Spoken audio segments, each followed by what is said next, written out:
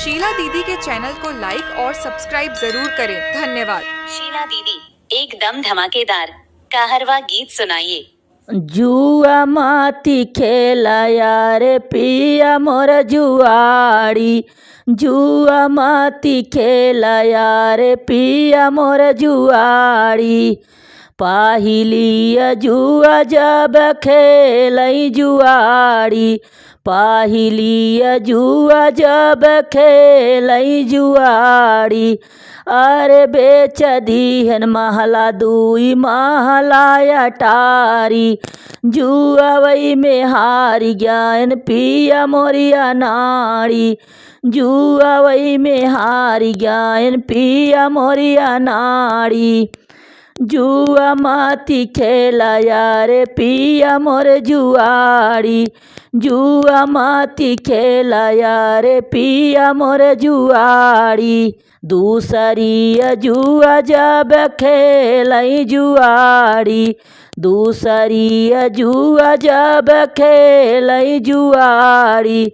बेच दीहन बिगहा खेत कियारी, जुआवई में हारी ज्ञान पिया मोरिया नाड़ी, जुआवई में हारी ज्ञान पिया मोरिया नाड़ी।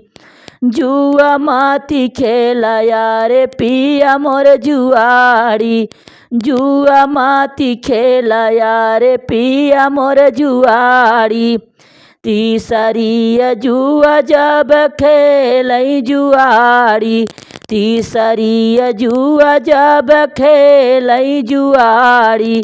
बेच दीहन गहनाया में हरी कसाड़ी, जुआवई में हारी ज्ञान पिया मोरिया नाड़ी, जुआवई में हारी ज्ञान पिया मोरिया नाड़ी। जुआ माती खेला पिया मोर जुआड़ी, जुआ माती खेलाया रे पिया मोर जुआड़ी।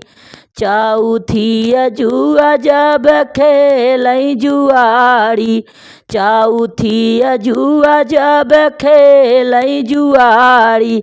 बेच दीहन लड़काया लड़का कमातारी, जुआवई में हारी ज्ञान पिया मोरिया नाड़ी, जुआवई में हारी ज्ञान पिया मोरिया नाड़ी।